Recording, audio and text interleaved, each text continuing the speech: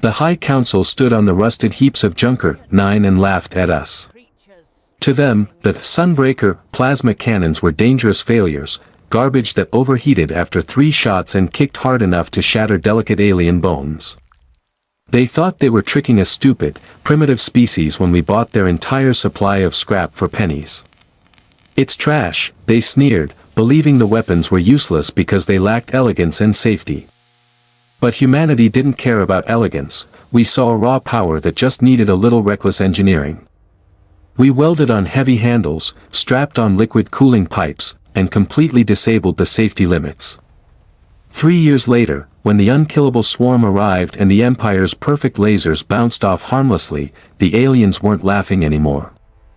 They cowered behind us and watched in terror as our ugly, smoking fleet unleashed a storm of unstable fire that melted the enemy into oblivion, proving once and for all that one species' trash is humanity's ultimate weapon.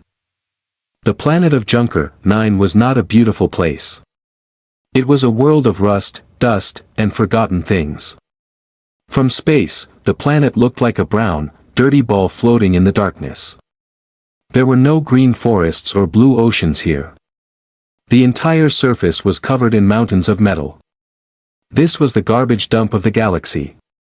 When the advanced alien empires broke their ships or grew tired of their weapons, they came here to throw them away. For the High Council, the rulers of the galaxy, Junker 9 was a place of shame. But for humanity, it was a gold mine. The sky above the scrapyard was thick with gray smoke. Giant machines crushed old starships into small cubes of metal. The noise was deafening. It sounded like the screaming of dying metal monsters. In the middle of this chaos, a small team of humans was working. They wore dirty, heavy suits that protected them from the sharp metal and the toxic air. They looked like tiny ants moving around a dead giant. Leading them was a man named Elias. He was older, with gray hair and a face that looked like old leather. He did not mind the dirt.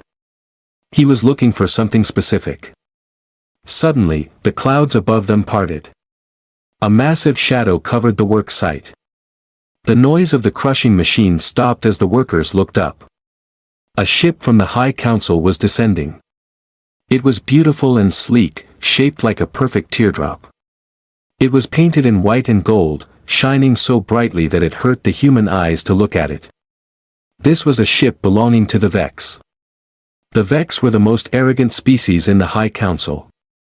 They believed they were perfect beings. They did not touch the ground when they walked, they used gravity boots to float an inch above the dirt. The Vex ship landed softly, blowing dust everywhere. A ramp lowered, and a group of Vex soldiers floated out. They were tall and thin, with long, delicate fingers and skin that looked like polished marble. Their leader, Commander Kale, looked around the scrapyard with pure disgust. He hated coming here. He hated the smell of oil and the sight of the dirty humans. He pressed a button on his helmet to filter the air. He did not want to breathe the same air as the scavengers. Behind Commander Kale, massive cargo droids began to unload the Vex ship. They were carrying large, heavy crates. The droids moved to the edge of a deep pit and prepared to dump the contents. Elias, the human leader, signaled his team to stop working. He walked forward to meet the aliens. He did not float, his heavy boots crunched loudly on the scrap metal. He stopped a few meters away from the Vex commander. "Greetings," Elias said. His voice was rough, like gravel shaking in a tin can. "We were not expecting a delivery today." Commander Kale looked down at Elias. He did not try to hide his sneer.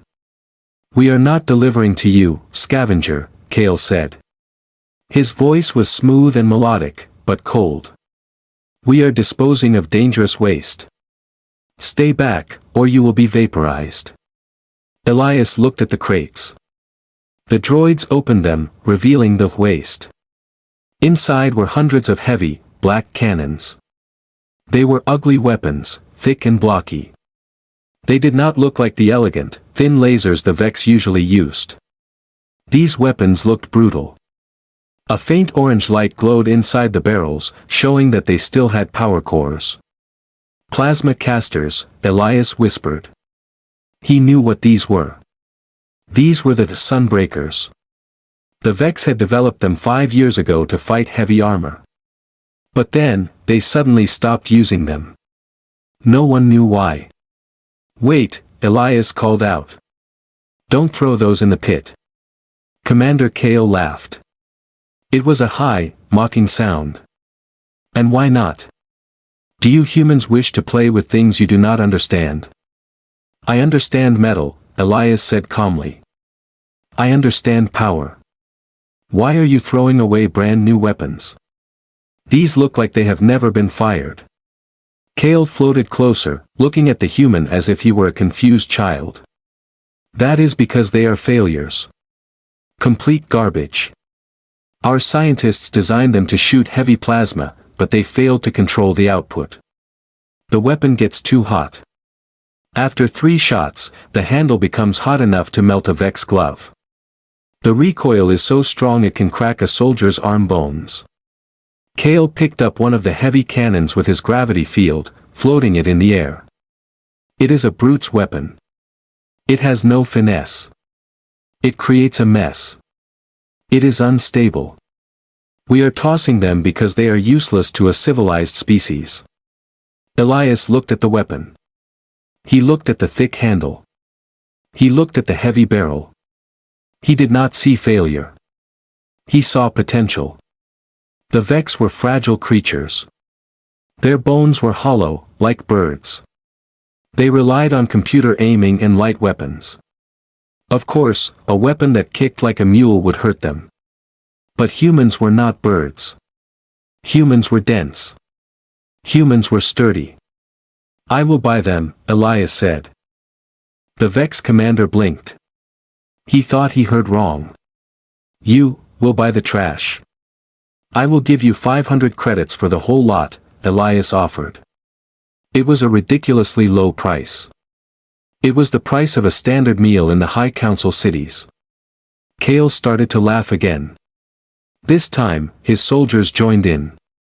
They laughed at the stupid human who wanted to buy broken, dangerous weapons. You are more foolish than I thought, Kale said, wiping a tear from his eye. These weapons will blow up in your face. They will burn your hands off. But if you want to kill yourself with our garbage, I will not stop you. Do we have a deal? Elias asked, his face remaining serious. Take them, Kale waved his hand dismissively. 500 credits. Take the trash. You are doing us a favor. Now we do not have to waste energy pushing them into the pit. The transaction was made instantly. The Vex droids dropped the crates at Elias's feet. The heavy metal shook the ground. Kale turned his back on the humans, eager to leave this dirty planet. As the Vex ship powered up its engines and shot back into the clean, empty sky, the humans stood in silence. One of the younger workers, a boy named Tom, walked up to Elias. He looked worried. Boss, did we just waste our money? You heard the alien. He said they explode. He said they melt gloves. Elias knelt down and opened one of the crates. He reached in and grabbed the Sunbreaker. It was heavy, weighing at least 20 kilograms. It hummed with contained energy. Elias felt the heat radiating from it. It was warm, like a cup of coffee on a cold morning. The Vex call it trash because it hurts them, Elias said quietly. He wrapped his large, calloused hand around the grip. His hand did not burn. His muscles tensed, holding the heavy weight easily. The Vex have soft hands, Tom. They want weapons that do the work for them. They want easy wars. Elias lifted the weapon and aimed it at a distant pile of scrap. He didn't fire it, but he felt the balance. It was front-heavy and aggressive. It was a monster of a gun. We don't need easy, Elias said, a small, dangerous smile appearing on his face. We are humans. We fix things. The Vex see a broken heater, I see a weapon that just needs better cooling vents. They see recoil that breaks bones, I see hitting power that can crack a tank. He tossed the weapon to Tom. Tom caught it, grunting under the weight. Load them up, Elias ordered his team. Every single one of them. We aren't melting these down for scrap. We are taking them back to Earth. The engineers are going to have a field day with these. As the humans loaded the useless weapons onto their rusty hauler, none of them knew that they were holding the future of the galaxy in their hands. They thought they had just bought some cheap salvage. They didn't know that in 3 years, the Vex would be begging them to use these exact weapons to save them from extinction. But for now, the transaction was complete. The aliens had their 500 credits, and humanity had the firepower of a god, disguised as garbage. The journey from the scrapyard of Junker 9 back to Earth took 2 weeks. When Elias and his crew finally landed, they did not go to a shiny government office or a clean science lab. They went to the Forge. The Forge was a massive underground military workshop in the Nevada desert. It was a place where sparks flew 24 hours a day, and the air always smelled like oil, sweat, and burning metal. This was where humanity built its war machines. Elias directed the hover trucks into the main hangar. Waiting for him was Chief Engineer Sarah Miller. She was a woman who looked like she could wrestle a bear and win. Her uniform was covered in grease stains, and she wore welding goggles around her neck like a necklace. She watched as the crates of the Sunbreaker cannons were unloaded. "So," Sarah said, walking up to a crate and kicking it with her steel-toed boot. "This is the garbage you spent our budget on. The Vex throwaways?" Elias grinned. "Trust me, Chief. Just open it." Sarah pried the lid open. She lifted one of the heavy, black cannons. She inspected it with the eye of a master mechanic. She saw the sleek alien design, the smooth curves, and the glowing power core. But she also saw the problem immediately. "It's too enclosed," Sarah muttered. She tapped the barrel. "Where does the heat go?" "There are no vents. It's a sealed box. The Vex use energy fields to contain the heat," Elias explained, repeating what he had learned. "But the energy fields fail after 3 rapid shots. Then the gun turns into a frying pan. It cooks the user's hand." Sarah laughed. It was a dry, cynical laugh. Classic Vex. They over-engineer everything. They try to use fancy energy magic when a simple hole in the metal would work better. She hoisted the gun onto her shoulder. "And the recoil?" "It breaks their bones," Elias said. "Well," Sarah rolled her shoulders. "Good thing we drink our milk. Let's get this to the testing bay. I want to see this fatal flaw with my own eyes." They moved to the firing range. It was a long concrete tunnel designed to test tank shells. Sarah clamped the alien weapon into a heavy vice grip so it wouldn't move. She hooked up sensors to measure the heat and the force of the kick. "Firing test 1, Sarah announced. She pressed a remote trigger. The sound was different from a laser. Lasers made a sharp zap or hiss. This weapon roared. A ball of orange plasma shot out of the barrel at incredible speed. It hit the target dummy at the end of the range, a thick plate of steel. The steel didn't just melt, it evaporated. A massive hole appeared in the center. "Power is good," Sarah noted, checking her screens. Firing shots 2 and 3. 2 more holes appeared in the target. But on the 3rd shot, the weapon screamed. A warning light flashed red on the barrel. The sensors on the screen spiked. "Temperature critical," a technician called out. "The handle is at 200 degrees Celsius. The internal chips are melting." The weapon shut itself down. Smoke poured out of the smooth, seamless casing. It was dead. Sarah walked over to the smoking gun. She didn't look disappointed. She looked annoyed. "It's a thermal trap," she said. "The Vex designed it to be pretty. They didn't want ugly vents ruining the look of the gun." Because the heat can't escape, it builds up inside until the computer panics and shuts down. She turned to her team of engineers. "Strip it," she ordered. "Take off the casing. I want to see the guts." For the next 3 days, the forge was a hive of activity. The human engineers did not treat the alien weapons with reverence. They did not treat them like holy artifacts. They treated them like broken car engines. They took saws to the sleek, beautiful black metal. They cut away the smooth outer shell that the Vex loved so much. Underneath, they found the powerful plasma core. It was a masterpiece of technology, but it was suffocating inside the case. "Here is the plan," Sarah told her team on the 4th day. She held up a rough drawing on a piece of paper. "We are going to make it ugly." The engineers got to work. They didn't use nanotechnology or gravity fields. They used old-fashioned human physics. First, they bolted heavy tungsten rods to the side of the barrel. This added weight.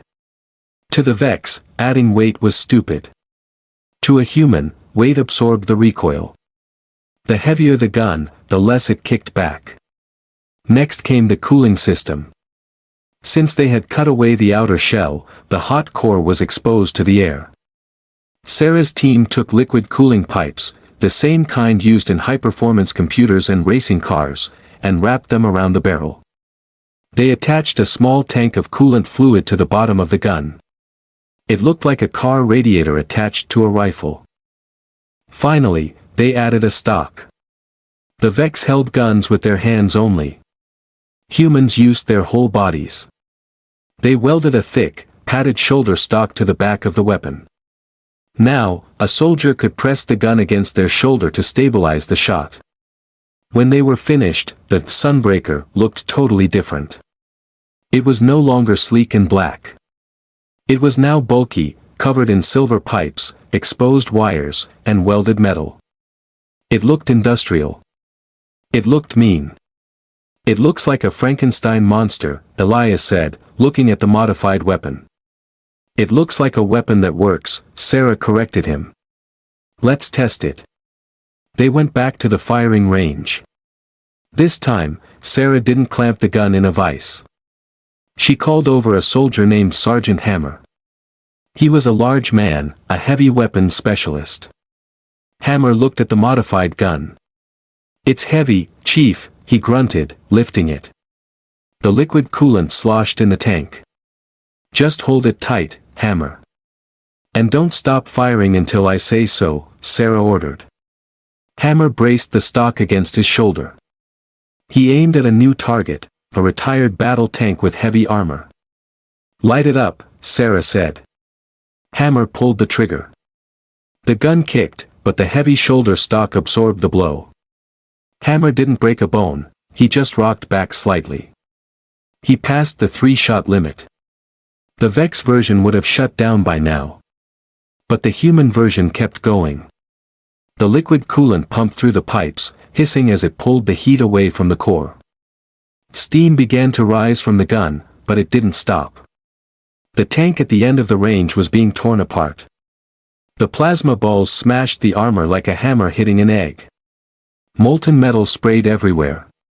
Hammer fired 10 shots. Then 15.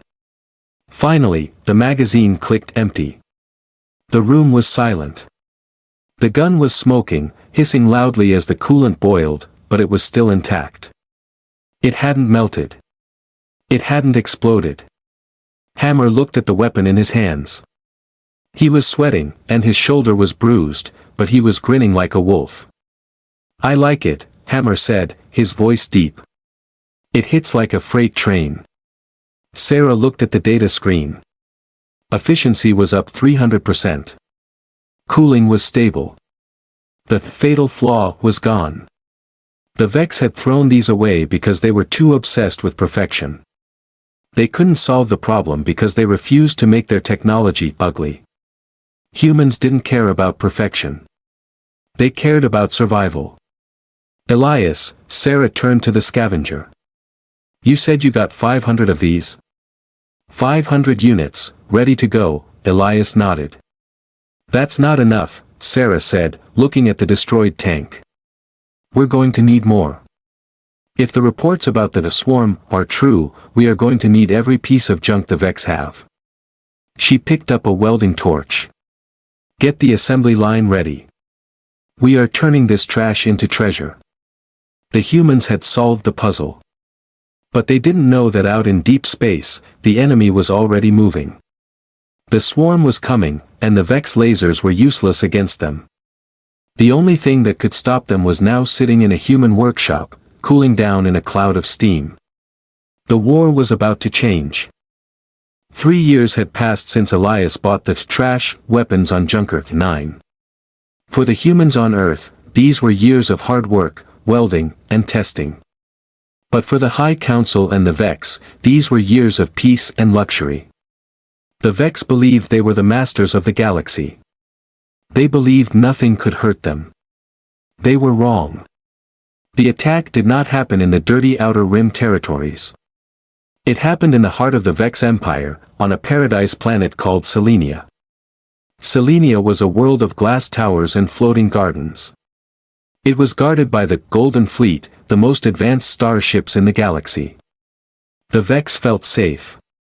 Then, the sky turned black. It started with a deep vibration that shook the glass towers. The Vex citizens looked up, expecting a storm. Instead, they saw something that made their blood run cold. Space seemed to tear open. Unlike the Vex ships, which were made of shining metal and light, the invaders did not look like machines. They looked like biology. They looked like nightmares. This was the swarm.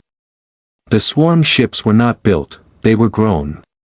They were massive, living creatures the size of cities, covered in thick, black chitin shell that pulsed with purple veins.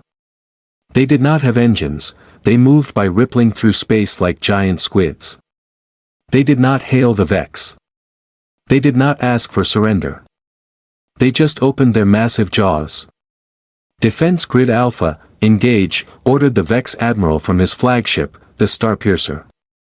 He was confident. Burn these beasts out of our sky. The Golden Fleet opened fire. Thousands of Vex ships fired their precise, elegant lasers. Beams of pure blue light cut across the darkness. It was a beautiful sight, a display of perfect technology. But when the lasers hit the swarm, something impossible happened. The swarm's black armor was not metal. It was a glossy, organic crystal. When the Vex lasers hit the armor, the beams did not burn through. They bounced off. The smooth, shiny skin of the swarm acted like a mirror. The deadly laser energy scattered harmlessly into space. Report, the Admiral screamed. Why are they not dying?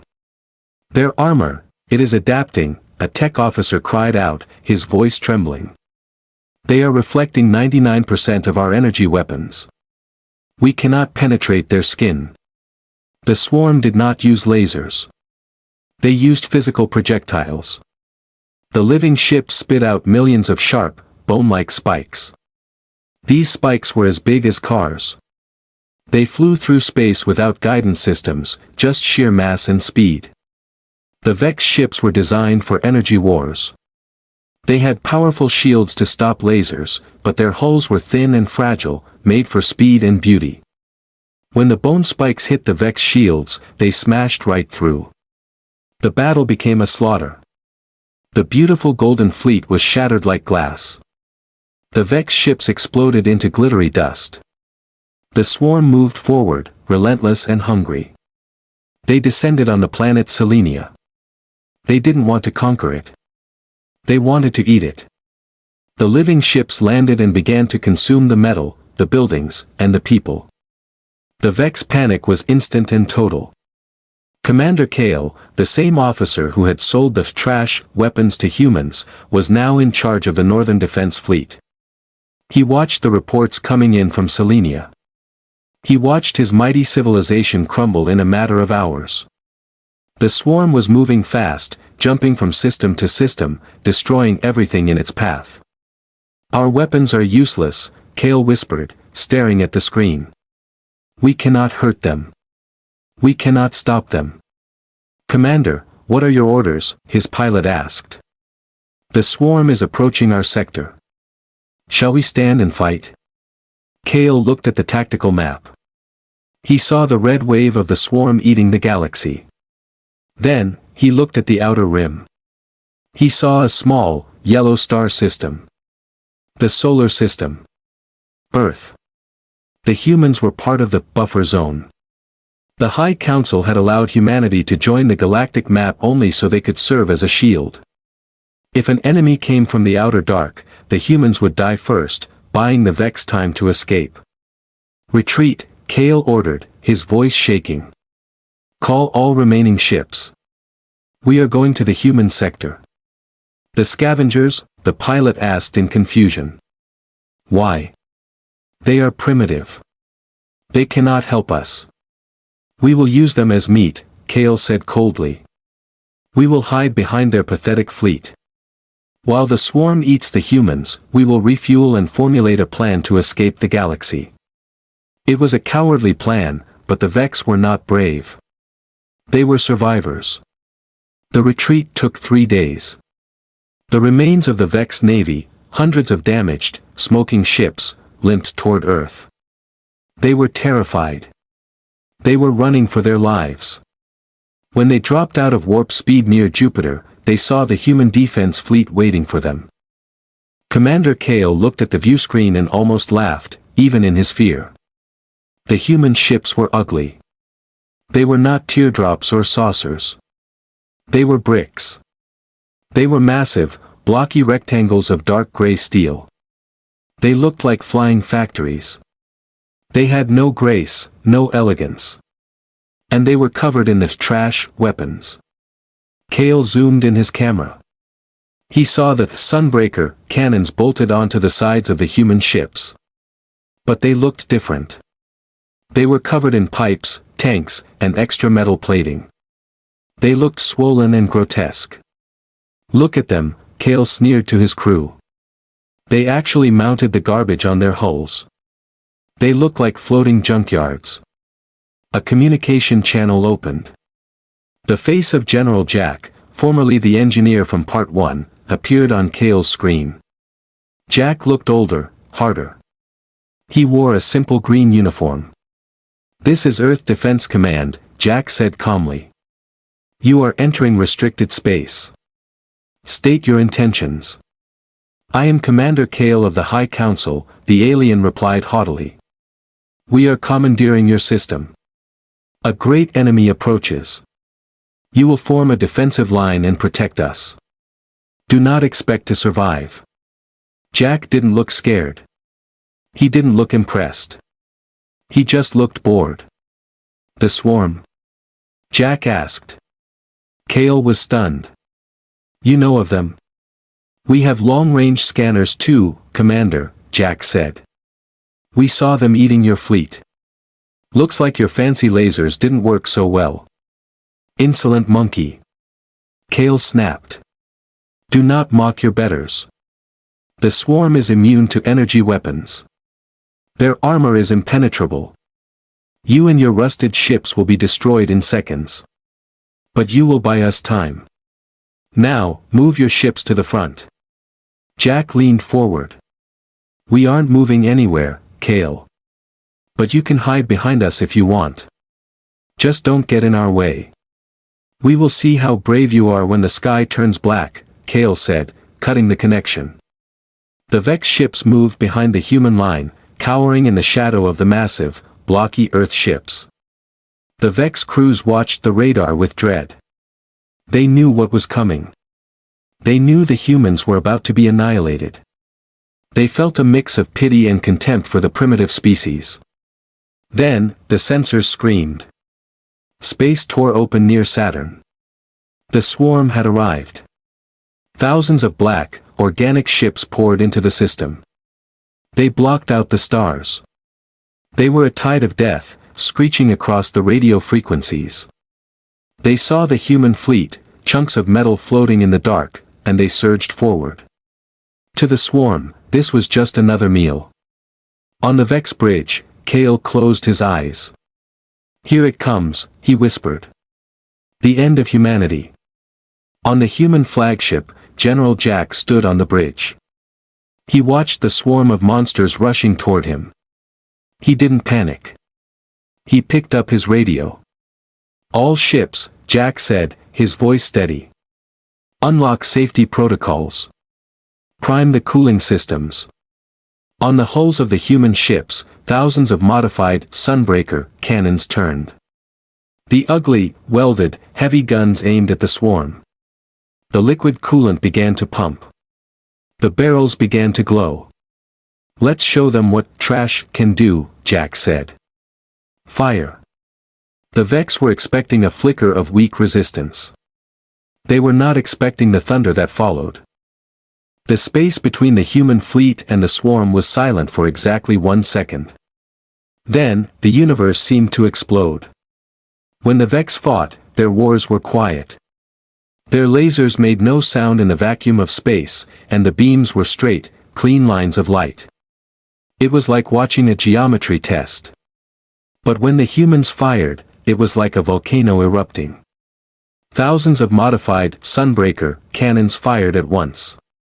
They did not shoot straight beams. They spat out massive, unstable balls of superheated plasma. These balls were not uniform. They wobbled and spun as they flew through the dark. They looked like angry miniature suns. On the bridge of the Vex flagship, Commander Kale watched the screen. He winced. "Look at the spread," he criticized. "The shots are inaccurate. They are going everywhere. It is a waste of energy." The balls of plasma traveled slower than lasers. The swarm ships, confident in their reflective armor, did not even try to dodge. They surged forward, expecting the energy to bounce off just like the Vex lasers had. They were wrong. The first volley of human fire hit the leading swarm leviathans. If a laser is like a needle, the human plasma was like a bucket of boiling mud. It didn't bounce. It splashed. The unstable plasma hit the glossy black armor of the swarm and exploded outward. It stuck to the shell like hot tar. The heat was not focused on a single point, it washed over the creature's skin. The mirror armor could reflect light, but it could not reflect pure, physical heat. The reaction was instant. The swarm ship screeched, a psychic scream that could be heard over the radio. The intense heat of the trash weapons boiled their biological armor. The black shell cracked, popped, and then melted. "Target confirmed hit," shouted a gunnery officer on the human ship UNS Iron Will. Down in the gun deck of the Iron Will, the air was already getting hot. Sergeant Hammer, the man who had tested the prototype 3 years ago, was strapped into his seat. His gunnery station was shaking violently. Every time the massive cannon on the hull fired, the whole room vibrated. "Coolant cycle is green," his partner yelled over the noise. "Keep firing. Don't let them breathe." Hammer slammed the reload button. The heavy mechanical loader shoved another plasma charge into the chamber. "Eat this," Hammer yelled, pulling the trigger. Outside, the battle was turning into a chaotic brawl. The Vex commanders watched in total confusion. They saw the human shots missing, flying wild, and hitting multiple targets.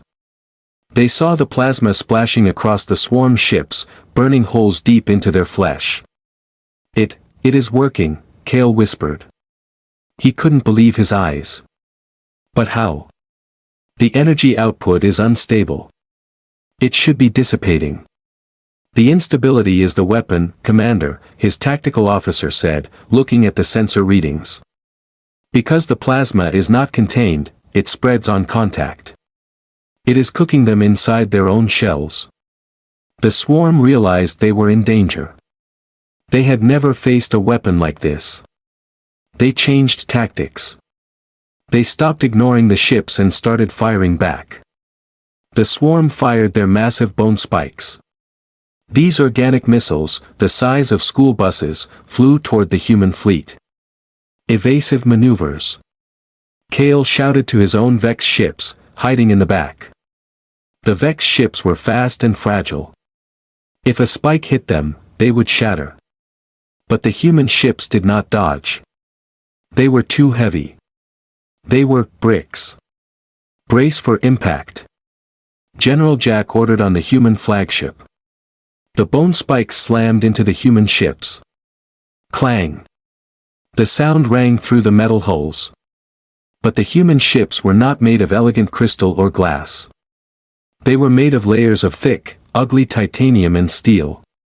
The spikes buried themselves in the armor, but they didn't go through. The human ships groaned but held together. Armor integrity at 85%, a human officer reported calmly. We have some hull breaches on decks 4 and 5. Seal the bulkheads and keep firing. The Vex were horrified. To them, taking a hit was a failure.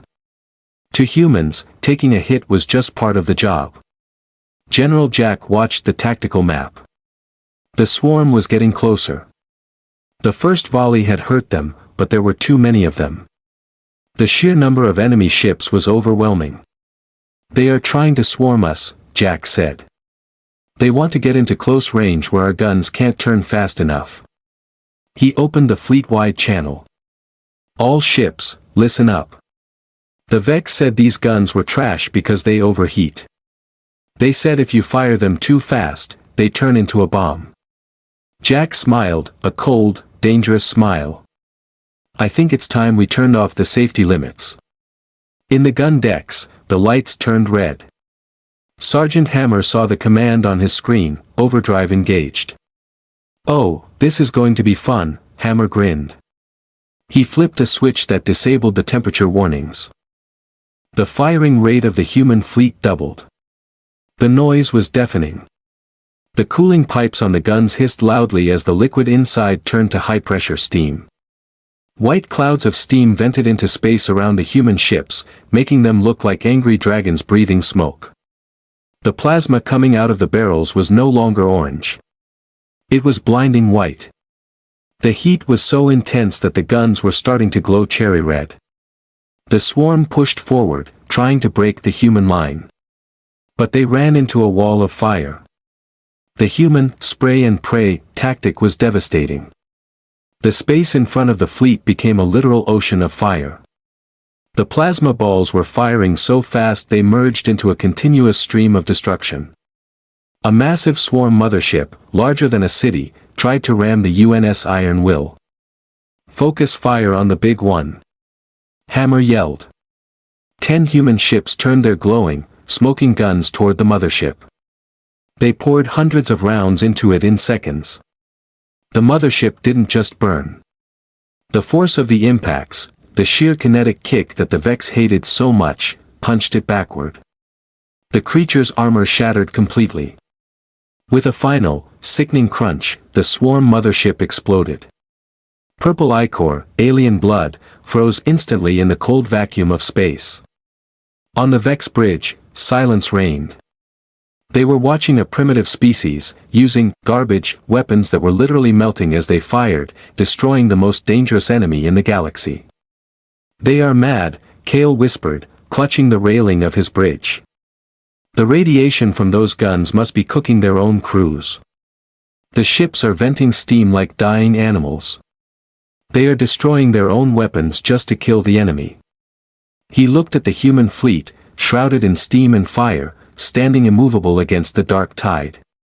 They are not soldiers, Kale realized. They are berserkers. But the battle was not over. The guns were getting too hot. Even with the liquid cooling, the metal was reaching its breaking point. General, the engineer called out on Jack's bridge. Barrel temps are critical. If we keep firing at this rate, the barrels will warp. We'll blow ourselves up. Jack looked at the screen. The swarm was thinning out, but a second wave was gathering for a final push. If the humans stopped firing to cool down now, the swarm would overrun them. Jack grabbed the microphone. He didn't order a retreat. He didn't order a ceasefire. Vent the reserve coolant directly onto the cores, Jack ordered. Sir, the engineer went pale. That will crack the casing. The guns will be ruined forever. We don't need them forever, Jack said grimly. We need them for 5 more minutes.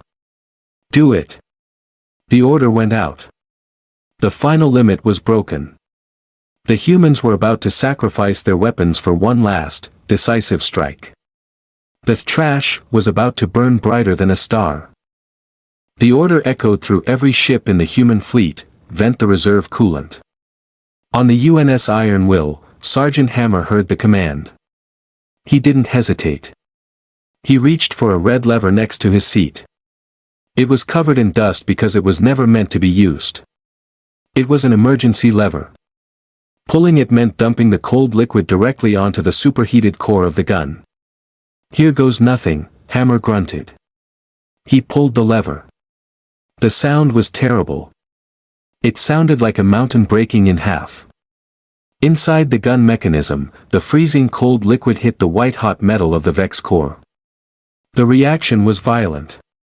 Massive clouds of steam exploded out of the weapon's casing. From the outside, the human fleet looked like it was on fire. Every ship was suddenly surrounded by a thick white fog of venting steam.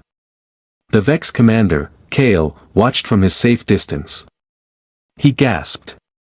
They have destroyed themselves, Kale said. Their ships are exploding. But then, out of the white steam, the red flashes appeared again. The humans were not dead. They were just angry. And now, their weapons were completely unleashed. By dumping the coolant directly on the core, the humans had forced the guns to stay awake. The safety computers were fried. The temperature sensors were melted. The guns were now operating on pure mechanical force. They vibrated so hard that the bolts holding them to the ship hulls began to rattle loose. The plasma that shot out of the barrels was no longer a ball. It was a jagged stream of raw energy. It was dirty plasma, mixed with metal shavings from the degrading barrels and superheated steam. It was the ugliest weapon fire the galaxy had ever seen. And it was absolutely devastating. The swarm had been preparing for a second wave. They had gathered their smaller fighter creatures into a tight ball to punch through the human line. But when the humans opened fire with their broken, steaming guns, the swarm didn't stand a chance. The dirty plasma tore through them like a chainsaw through paper. Because the shots were unstable, they exploded with massive splash damage. One shot didn't just kill one enemy, the splash of heat killed 5 or 6 nearby creatures. The space in front of Earth became a blender of orange fire and purple alien blood. Inside the gun deck, the heat was becoming unbearable. The air conditioning had failed. The walls were sweating. Sergeant Hammer's uniform was soaked. His hands were shaking from the violent recoil of the gun. Barrel integrity is at 20%, his partner screamed. The barrel is warping. It's bending to the left. Aim to the right then. Hammer yelled back. He didn't stop firing. The heavy tungsten rods they had welded to the barrel were glowing bright red. The duct tape and simple welds were melting. The gun was literally falling apart in Hammer's hands. But as long as it fired, he wouldn't let go. Come on, you piece of trash. Hammer shouted at the gun. Don't die on me yet. Out in the void, the swarm realized they were losing. The hive mind that controlled them felt fear for the first time. They could not adapt to this. How do you adapt to an enemy that destroys its own weapons just to kill you? How do you predict an enemy that fights with broken tools? The swarm decided to make one final, desperate move. From the back of the swarm fleet, the Queen moved forward. It was a leviathan of nightmare proportions. It was as big as a moon. Its armor was thick enough to stop a nuclear bomb. It ignored the small fighters and headed straight for the human flagship, the UNS Iron Will. General, the tactical officer shouted on the bridge. Leviathan class incoming. It's going to ram us. General Jack looked at the screen. The monster was filling the view. Its massive jaws were open, ready to crush the human ship. Focus fire. Jack ordered. "We can't," the officer replied. "The guns are too hot. If we fire a concentrated volley, the cores will go critical. We will blow up." Jack looked at the monster. He looked at the Vex ships hiding behind him. Then he looked at his crew. They were tired. They were bruised. But they were not beaten. "We don't need to shoot it," Jack said softly. Then he shouted, "Helmsman! Full power to forward thrusters. Ramming speed. Sir. Drive us down its throat." Jack roared. "And prepare to purge the cores."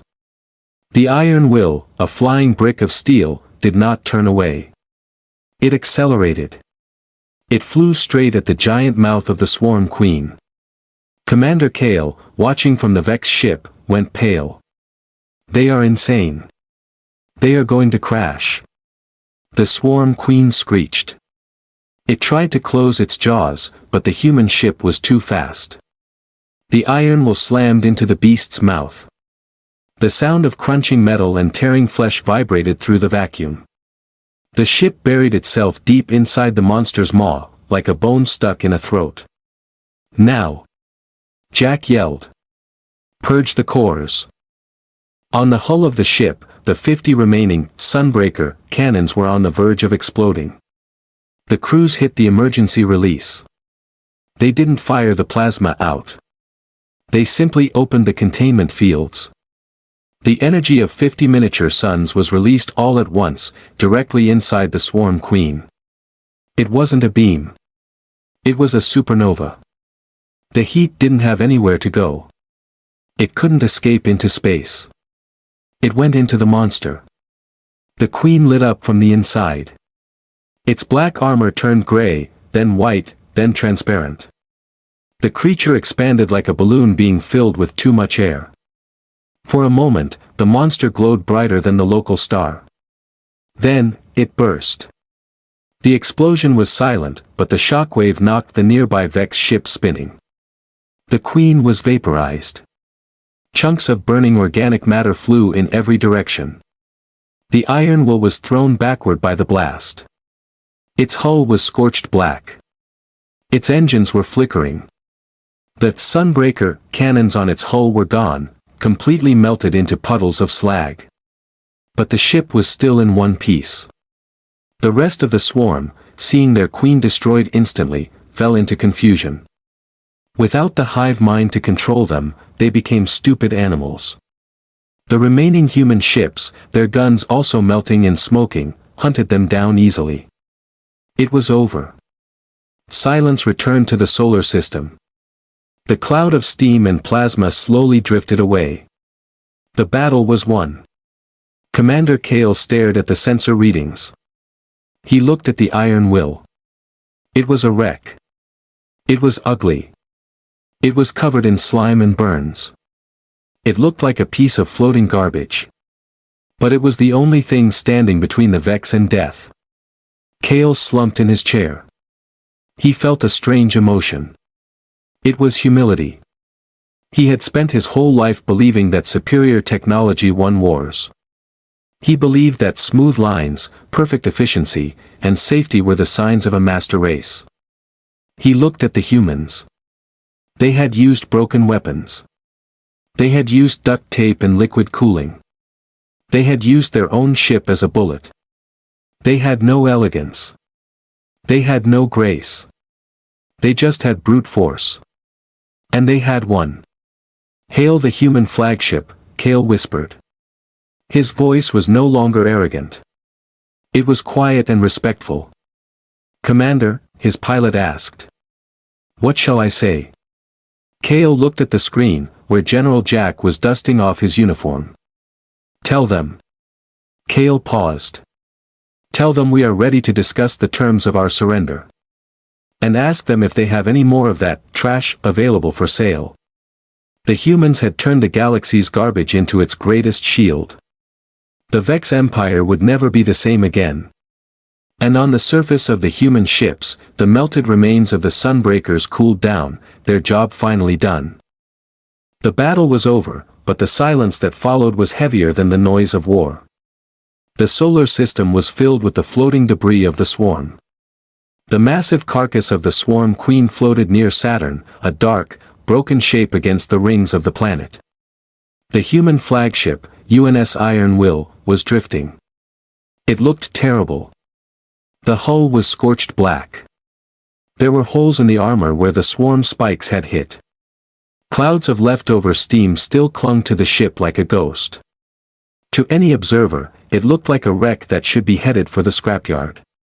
But to Commander Kale, watching from his pristine white Vex ship, it looked like the most terrifying thing in the universe. Kale's pilot turned to him. "Commander, the human general has granted permission to dock.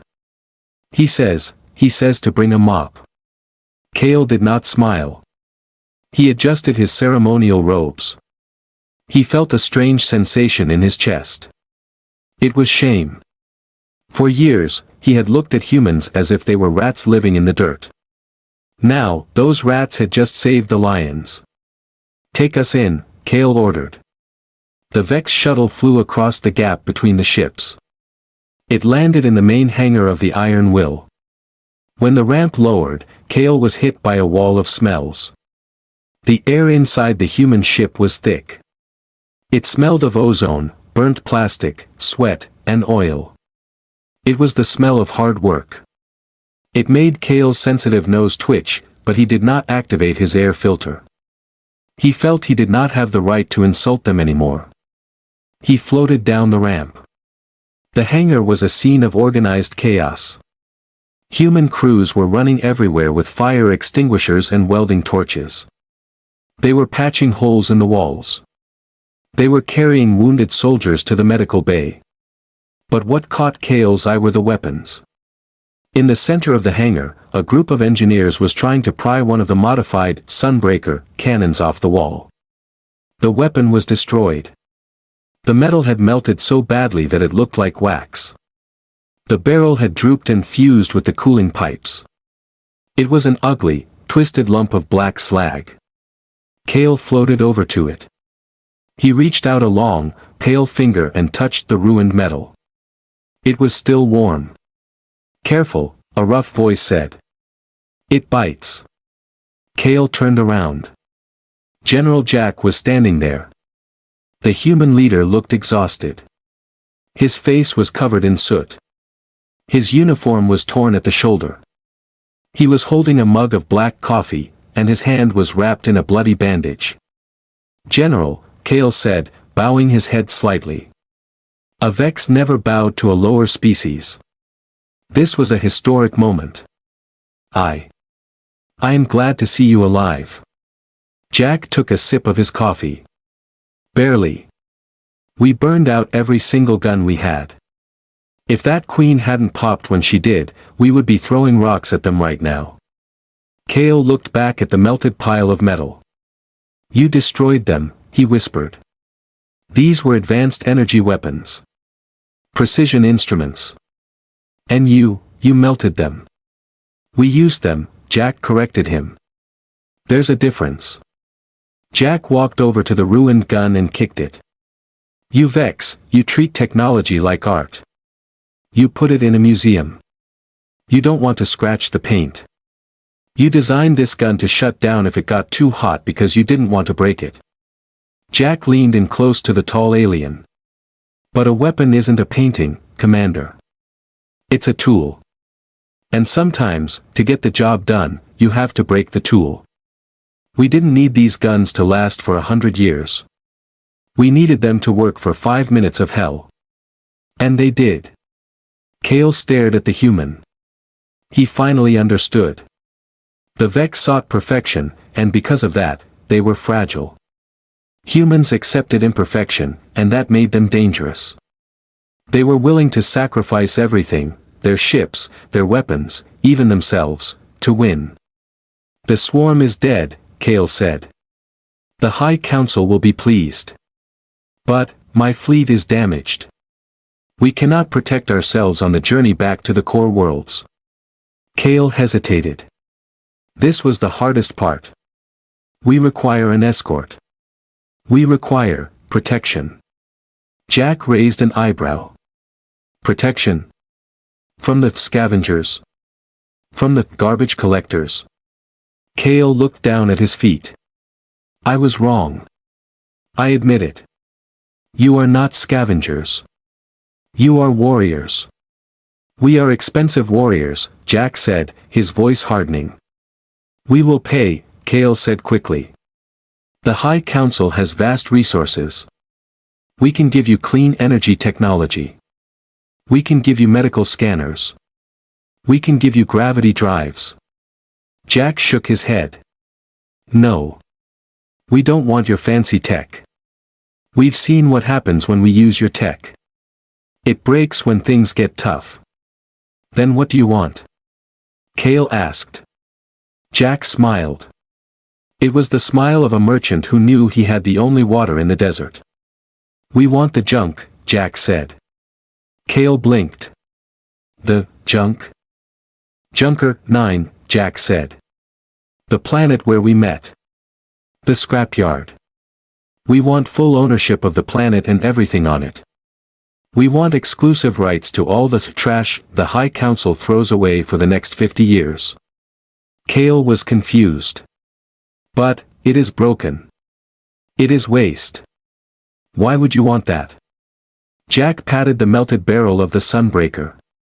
Because, Commander, you throw away the best stuff. You throw away things just because they are ugly, or heavy, or dangerous. We want it all. Every broken engine, every unstable reactor, every cracked hull. You give us the trash, and we will protect your shiny little empire. Kale looked at the humans around him. He saw them welding armor plates back onto their ship. He saw them laughing despite their injuries. He realized that giving humans an endless supply of alien technology, even broken technology, was a terrible idea. If they could turn a few hundred heating problems into a fleet-killing weapon, what could they do with a whole planet of scrap? But Kale had no choice. The swarm was gone, but other enemies would come. And the Vex could not fight them. They needed the brute force of humanity. Agreed, Kale said softly. Junker 9 is yours. And I will arrange for a transfer of 5 million credits as a bonus. Keep the credits, Jack said, turning to walk away. Just keep the trash coming. 6 months later, the galactic map was updated. For 1,000 years, the territory around the Earth's yellow star had been marked in gray. The label read, Warning, Primitive Species/Scavenger Zone. Avoid. The Vex cartographer deleted the label. His hand trembled slightly as he typed the new entry. He changed the color of the sector to a bright, warning red. The new label read, Designation, Terran Dominion. Threat level, Extreme. Do not engage. Do not discard technology in this sector. On the planet Junker 9, the skies were no longer quiet. The sound of industry was louder than ever. Thousands of human ships were landing, empty, and taking off full of scrap metal. In a new workshop on the surface, General Jack stood watching a testing line. Engineers were working on a new project. They had found a broken Vex warp drive that was considered unstable because it tore holes in reality. The Vex had thrown it away because it was too dangerous. So, Jack asked the lead engineer. Can we fix it? The engineer grinned, holding a roll of duct tape and a welding torch. Fix it? No. But we can turn it into a bomb that teleports inside enemy ships. Jack smiled. The aliens had called them trash collectors. They were right. But they forgot one important thing. One man's trash is another man's superweapon.